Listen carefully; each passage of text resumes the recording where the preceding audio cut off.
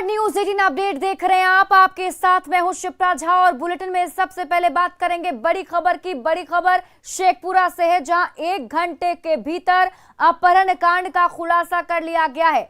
अगवा युवक को पुलिस ने रिहा भी करा लिया। नाकेबंदी करने के बाद भी मौके से अपराधी लेकिन फरार हो गए। 4 अपराधियों ने राकेश का अपहरण कर लिया था। बरबीघा के पिंजड़ी गांव से रिहाई कराई गई है, जहां पुलिस ने दबिश दी और वहां से अगवा युवक को रिहा करा लिया गया है। नालंदा के अस्थावा का रहने वाला है राकेश कुमार, जिसका अपहरण किया गया था। कि एक लड़का को मारपीट करके मिशन चौक से उठा लिया गया है। इस पर कार्रवाई करते हुए पिंजरी गांव में लड़के को बरामद कर लिया गया। आप पीछा करते हुए आए थे? पीछा करते हुए सूचना मिला और पीछा करते हुए उसको लोकेशन के आधार पर बरामद कर लिया। मोबाइल लोकेशन के आधार पर सर। और सिवान से बड़ी खबर आपको बता दें, बढ़ैया में लखनऊ पुलिस की दबिश हुई है। 3 युवकों को लेकर लखनऊ पुलिस गई है। काशिफ, सरफराज अहमद और मंजर को अपने साथ पुलिस ले गई। हत्या के एक मामले में बड़ी कार्रवाई करते हुए लखनऊ पुलिस ने बढ़ैया से 3 युवकों को साथ में लिया है और तीनों युवक को लेकर लखनऊ गई है। अटखंबवा गांव के रहने वाले तीनों युवक बताए जा रहे हैं। कर रहे थे, हम यहीं बैठे थे, धक्का लगा गेट में तो हम गेट की तरफ देख रहे थे। 10-15 लोग आके बोल रहे हैं कि चलो चलो। कपड़ा भी नहीं पहने थे, लुंगी गंजी पहने थे, उसी पे लेके चला गया। कपड़ा भी दिए तो कपड़ा को फेंक दिया है लोग। कई लोग घर में घुसा था? 10-15 लोग घुसा था। तो वो लोग क्या? हम हाथ पकड़े तो मेरा हाथ धक्का दे के, मेरे को धक्का दे के हटा दिया है लोग। अच्छा, मोबाइल छीन के ले गया। मोबाइल छीन लिया है लोग। अगली खबर पटना से है। पटना में हुई मॉनसून की पहली बारिश में ही राजीव नगर थाना पूरी तरीके से डूब गया है। 4 दिनों से राजीव नगर थाना पानी में डूबा हुआ है। ऐसे में थाने में जब्त किए गए सामान से लेकर नोट भी बारिश के पानी में पूरी तरह से डूब गए। पुलिसकर्मियों के लिए जहां काम करना दूभर हो गया है, साथ ही आम लोग और फरियादी भी राजीव नगर थाने तक नहीं पहुंच पा रहे हैं। ऐसे में आनन फानन में राजीव नगर थाने को नए बिल्डिंग में शिफ्ट करा दिया गया। लोग भी अब यहां पहुंचने लगे हैं। हम आपको ये 2 तस्वीरें आपके टीवी स्क्रीन पर दिखा रहे हैं, जिसमें देखिए राजीव नगर थाना किस तरह से पानी में डूबा हुआ है और नया बिल्डिंग कितना भव्य और आकर्षक बनाया गया है। नए भवन में थाना के शिफ्ट किए जाने के बाद पुलिसकर्मी किसी तरीके से काम कर रहे हैं और वहां कौन सी सहूलियत मिल रही है, इसका जायजा लिया न्यूज 18 संवाददाता संजय कुमार ने।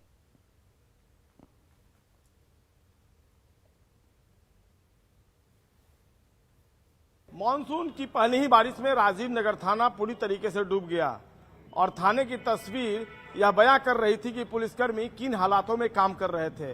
हालांकि संयोग की बात यही है कि पुराने बिल्डिंग के ठीक बगल में यह नया भवन बनकर तैयार हो गया था और आनन फानन में पूरे थाने को नए भवन में शिफ्ट करवा दिया गया। और यहाँ की अब तस्वीर, यहाँ अब चहल पहल बढ़ गई है।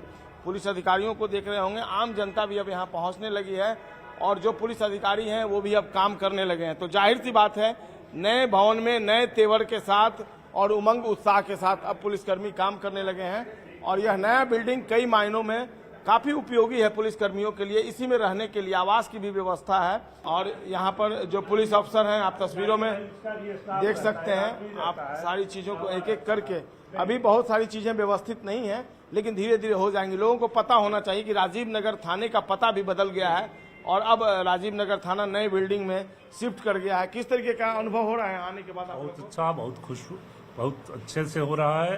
पहले से बेहतरीन तरीका से, बेहतर ढंग से बिल्डिंग बना हुआ है।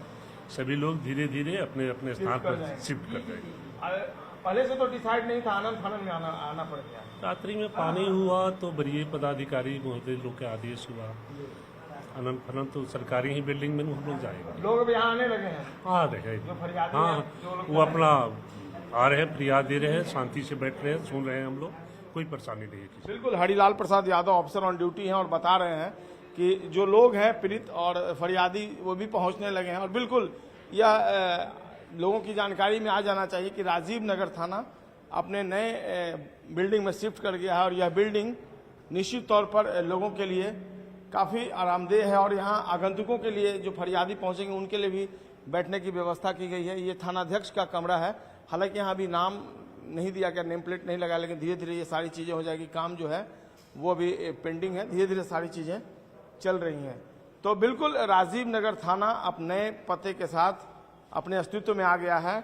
और मानसून की बड़ी जो पहली बारिश है उसने राजीव नगर थाने की जो स्थिति बदरंग कर दी थी, वह तस्वीर अब काफ़ी बेहतर हो गई है। कैमरा पर्सन अजय दुबे के साथ संजय कुमार, न्यूज़ 18 पटना। पूर्णिया के 22 अनुमंडल में जहां महानंदा और कनकई नदी का पानी घटना शुरू हो गया है, वहीं परमान नदी में जलस्तर बढ़ने से कई नए इलाकों में भी बाढ़ का पानी फैल गया है। अमौर प्रखंड के ज्ञान डोव, विशनपुर, हफनिया समेत कई गांव में बाढ़ का पानी घरों और सड़कों पर घुस गया है। कई जगहों पर सड़कों पर पानी की तेज धार बह रही है, जिससे लोगों का आना जाना मुश्किल हो गया है। कई पंचायतों के सैकड़ों घरों में पानी घुस गया है। लोगों के सामने खाने की भी परेशानी हो गई है। प्रशासन की टीम ने पीड़ितों को हर संभव मदद का आश्वासन दिया है। वहीं अमौर के नोडल पदाधिकारी श्वेतम दीक्षित ने भी कई पंचायतों में जाकर बाढ़ का जायजा लिया। अमौर में 2 पंचायत हफनिया और महीन गांव बाढ़ से पूरी तरह से प्रभावित है, जबकि 6 पंचायत आंशिक रूप से अभी बाढ़ की चपेट में आ गए हैं। पूरा पानी गया, पूरा यातायात ठप है। खाने पीने के लिए गरीब आदमी को कुछ नहीं है। कितने घरों में पानी होगा? यहाँ लोग में पूरा गांव में पानी पर घुसा हुआ है चारों तरफ। कौन सी नदी का पानी? यहाँ कनके का दास दोनों नदी का। कितने लोग प्रभावित होंगे? लगभग यहाँ 2000 का आबादी है, पूरा प्रभावित है। यहाँ तो इतना पानी हो गया कि सब आदमी परेशान है। सबका घर में पानी घुस गया है। सब आदमी रहने सहने के लिए इतना तकलीफ, खाने पीने का भी मोहताज हो गया है। कोई मदद मिला है सरकार की तरफ? सरकार को कोई तो देखने नहीं आया है। बिहार के कई इलाकों में बाढ़ से लोग परेशान हो चुके हैं और इसे देखते हुए जल संसाधन विभाग पूरी तरह से अलर्ट मोड में है और लगातार हालात पर नजर भी बनाए हुए है। इसी को देखते हुए जल संसाधन विभाग पटना में कंट्रोल रूम बनाकर पल पल की जानकारी भी ले रहा है और जैसे ही कोई कॉल आता है कंट्रोल रूम में बैठे लोग अलर्ट हो जाते हैं। इस पूरे कवायद को खुद ही जल संसाधन मंत्री संजय झा देख रहे हैं। बाढ़ के हालात अभी कैसे हैं और कंट्रोल रूम से कैसे नजर रखा जा रहा है, इसका जायजा लिया हमारे सहयोगी आनंद अमृतराज ने। बिहार के कई जिलों में बाढ़ की स्थिति गंभीर बनी हुई है और खासकर जो सीमांचल के इलाका है वहाँ पे कई इलाके बाढ़ से बुरी तरीके से प्रभावित हैं। सीतामढ़ी के इलाका भी बाढ़ से प्रभावित है। हमारे साथ इस वक्त जल संसाधन मंत्री संजय झा खुद मौजूद है और मॉनिटरिंग सेल बना हुआ है। जल संसाधन विभाग के कार्यालय में मॉनिटरिंग सेल बना हुआ है। हम आपको उसको तस्वीर दिखा रहे हैं। मॉनिटरिंग में लगातार 24 घंटे लोग यहाँ पे लगे हुए हैं और इसकी मॉनिटरिंग समय समय पर जल संसाधन मंत्री संजय झा खुद भी आकर यहाँ पे कर रहे हैं और पूरी जानकारी ले रहे हैं कि क्या स्थिति है। सर, बाढ़ की स्थिति खासकर सीमांचल इलाकों में काफ़ी गंभीर बनी हुई है, तो उसकी बड़ी वजह क्या आपको लगती है और आने वाले समय में समस्या और बढ़ सकती है, जो कि बारिश अभी बाकी ही है? देखिए, पिछले 1 वीक से काफ़ी बारिश यहाँ भी हुआ है और ख़ास करके नेपाल में काफ़ी बारिश हुआ है और आज भी अलर्ट है। जो सीतामढ़ी की बात कर रहे थे, बागमती में आज भी अलर्ट है, नेपाल साइड में भी अलर्ट है। 2,67,000 क्यूसेक 29 जून को गंडक में आया है, 2,38,000 कोसी में आया है, तो काफ़ी पानी नेपाल साइड में हुआ है। अब इससे क्या है कि मैं हमेशा कहता हूँ कि हम लोगों के लिए चिंता ये होता है कि नेपाल में कितनी बारिश हो रही है, नेपाल के स्टेशन में कितना बारिश हो रहा है। और सीमांचल का जहाँ तक बात है, काफ़ी पानी हुआ है, लेकिन सीमांचल में हमारा कोई बांध नहीं है, तो इसलिए वहाँ ज़्यादा स्पिल करता है पानी, ज़्यादा फैलता है। और वहाँ एक इशू और भी है कि बहुत सारा आप देखते होंगे तो नदी के बेड में भी बहुत सारा घर बना हुआ है, तो वो एक प्रॉब्लम है। लेकिन इतना मैं ज़रूर कह सकता हूँ कि जितना मेरा बांध है लगभग 4000 किलोमीटर, वो सारा बांध एज ऑन डेट अभी तक सुरक्षित है और आगे भी सुरक्षित रहेगा। हमारा अलर्टनेस पूरा उस पर है। तब तो नेचर पर किसी का कंट्रोल नहीं है कि कल को किस इंटेंसिटी का क्या बारिश होता है। तो नज़र बनाए हुए हैं जल संसाधन विभाग और खुद मंत्री ने व्हाट्सएप ग्रुप बना रखा है और कौन अभियंता किस वक्त कहां पे हैं, इसकी पूरी जानकारी 24 घंटे ली जा रही है। तो जाहिर सी बात है, बिहार में अभी मानसून ने प्रवेश किया है, कई इलाकों में बाढ़ की स्थिति बनी हुई है, लेकिन उस पर निगरानी रखने के लिए मॉनिटरिंग सेल बनाया हुआ जल संसाधन विभाग में, जिसकी पूरी जानकारी बिहार के हर वैसे इलाके के जहाँ पे फ्लड की स्थिति बनी हुई गंभीर है या फिर क्या है, उसकी वस्तुस्थिति पूरी तरीके से यहाँ पे जानकारी ली जा रही है। और जल संसाधन विभाग के जो भी कर्मचारी हैं हर चीज़ पर अलर्ट है और खासकर जल संसाधन मंत्री खुद ही हर चीज़ को वॉच करें। तो जाहिर सी बात है बिहार में कई इलाकों में बाढ़ की स्थिति बनी हुई है, लेकिन हालात को कंट्रोल में करने की कवायद भी जारी है। आनंद अमृतराज, न्यूज 18 नेटवर्क, पटना।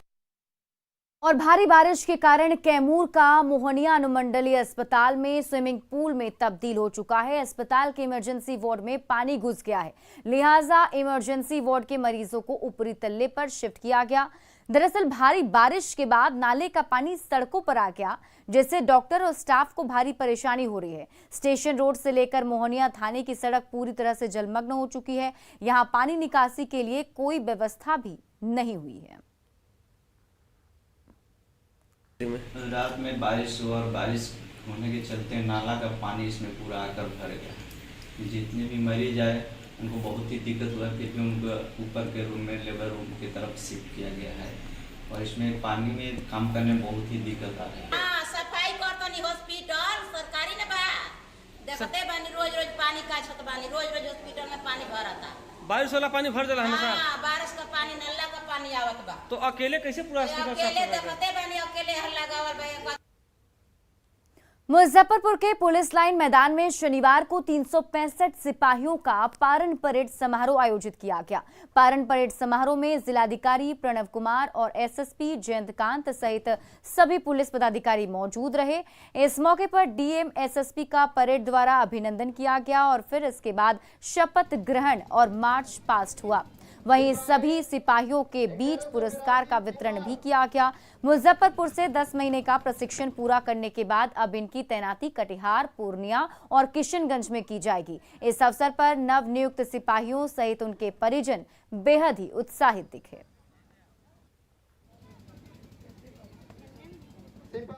गोड्डा का ललमटिया बोआरी जोर मुख्य मार्ग पिछले 2 वर्षों से बदहाल है और यहाँ पूरे 12 किलोमीटर तक की सड़क खस्ता हाल है। यहाँ सड़क पर बने बड़े बड़े गड्ढे हादसे को न्योता दे रहे हैं। ग्रामीणों का आरोप है कि यहाँ कई बार हादसे हो भी चुके हैं, लेकिन इसके बाद भी सड़क नहीं बन पा रही है। बरसात के दिनों में इस सड़क से चलना और भी ज्यादा मुश्किल हो जाता है। 2 साल से ज्यादा हो गया इसी तरह स्थिति है। हाईवा ट्रक में बर्बाद कर दिया रोडवाट को, एक्सीडेंट भी रोज हो रहा है। इसमें बड़ा बड़ा गड्ढा है जिसमें तो लोग गिर जाता होगा बरसात के दिन में। हम लोग कितना आते हैं बाजार से तो गिर जाते हैं। नया लोग तो आएगा तो ऐसे को तो गिरना ही है। मतलब 6-7 साल से ये एकदम रद्दी हो गया है सर। पूरा सड़क एकदम चलने लायक नहीं है। बच्चा रोज एक्सीडेंट होता है। इतनी मतलब लोडेड गाड़ी सब चलती है, जो 10 टन का गाड़ी होना चाहिए माल लेकर के, ये 20 टन 25 टन माल लेकर के जाता है। देखिए बच्चे लोगों को कितने परेशानी हो रही है। किसको बोलिएगा, इसमें तो पानी पूरा भरता होगा। पूरा भर जाता है एकदम, घर द्वार में घुस जाता है। घर में भी पानी चला जाता है। हाँ चला जाता है, धक्का मारता है तो पानी घुस जाता है भीतर। इसमें तो बहुत एक्सीडेंट वगैरह भी होता होगा। हाँ, कई बार ट्रक भी हम उल्ट गया, पलट जाता है। जब झारखंड सरकार अपने विकास की गाथा को सुनाती है तो शायद उन्हें ये तस्वीरें भी देख लेनी चाहिए कि उनके कई क्षेत्रों में सड़क की स्थिति क्या है। इस वक्त जिस सड़क पर हम खड़े हैं, ये सड़क बोआरीजोर ललमटिया मुख्य मार्ग है और उस सड़क की बदहाली ये है कि करीबन 12 से 13 किलोमीटर तक का सफ़र जो है वो बिल्कुल ही हिचकोले खाता हुआ है। यहाँ जो स्थानीय लोग हैं उनका भी कहना है कि जिस तरीके से ये सड़कें गुजरती हैं, ये 10 से 12 किलोमीटर का जो एरिया उनका पड़ता है ये बहुत ही ख़राब है और इसमें जो ट्रक है यानी कि जो पत्थर लोडेड ट्रक पार होती है उसकी वजह से ये सड़क पिछले 2 से 3 वर्षों से ख़राब पड़ी हुई है। तस्वीरों में आपको साफ दिखेगा कि किस तरीके से जो आने जाने वाली गाड़ियाँ हैं वो हिचकोले खाती हैं और पूरा जो 12 किलोमीटर का या 10 से 12 किलोमीटर का एरिया है ललमटिया से बोआरीजोर तक का, वो बिल्कुल इसी तरीके से है। और बरसात के दिनों में तो यहाँ पर कई तरह की दुर्घटना की भी संभावनाएं इस वजह से बढ़ जाती हैं क्योंकि इस क्षेत्रों में कहा जाता है कि जो सड़क पर गड्ढे हैं वो इतने बड़े हैं कि अगर 1 साल का बच्चा उसमें डूब जाए तो शायद वो डूबकर मर सकता है, इतना गड्ढा उस सड़क पर है। तो यहाँ पर जरूरत है कि इस तरीके की सड़कें जो है उसे बनाया जाए क्योंकि ये विधानसभा क्षेत्र बोरियो पड़ता है और लोबिन हेम्ब्रम इस क्षेत्र के विधायक हैं। जब विधायक सदन में ये कहते हुए नहीं थकते हैं कि उनके क्षेत्र का विकास हुआ है तो उन्हें शायद ये तस्वीरें देख लेनी चाहिए कि अभी इस क्षेत्र में विकास कोसों दूर है। गौरव झा, न्यूज़ 18, गोड्डा। श्रावणी मेला नजदीक है, ऐसे में देवघर के बाबा मंदिर के आसपास सफाई का काम लगातार जारी है। न्यूज़ 18 ने शिवगंगा में फैली गंदगी की खबर प्राथमिकता के आधार पर दिखाई थी, जिसके बाद विभाग सक्रिय हुआ और आज से शिवगंगा की सफाई कराई जा रही है। इस दौरान शिवगंगा में फैली जलकुंभी को बाहर निकाला जा रहा है, वहीं प्लास्टिक के कचरों को भी साफ किया जा रहा है। शिवगंगा के स्वच्छ और निर्मल बनने से स्थानीय लोगों में भी खुशी दिख रही है।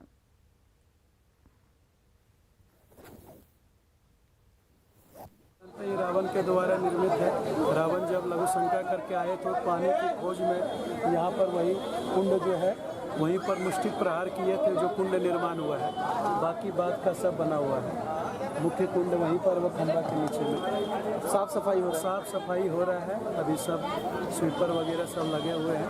जलकुंभी वगैरह सब हटा दिया गया है। पहले जलकुंभी था पूरा? हाँ, पूरा भर गया था। लॉकडाउन में जलकुंभी आया है। हाँ। उसके बाद सप्ताह 2 सप्ताह होता है, फिर निकल जाता है, उसको चौथे रहता है, फिर हो जाता है।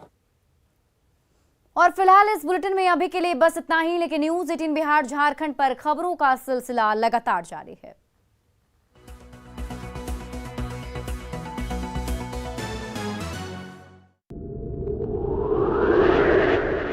जहां बदल जाता है मोबाइल फोन का टाइम जोन, जहां खुद ही कांपने लगती है स्ट्रीट लाइट, आखिर कौन खींचता है गाड़ियों को पीछे? विशेष में देखिए झारखंड का बरमुडा ट्रायंगल, शाम 6:26 पर। की जगह आओ तोड़ो और मनी ले जाएं।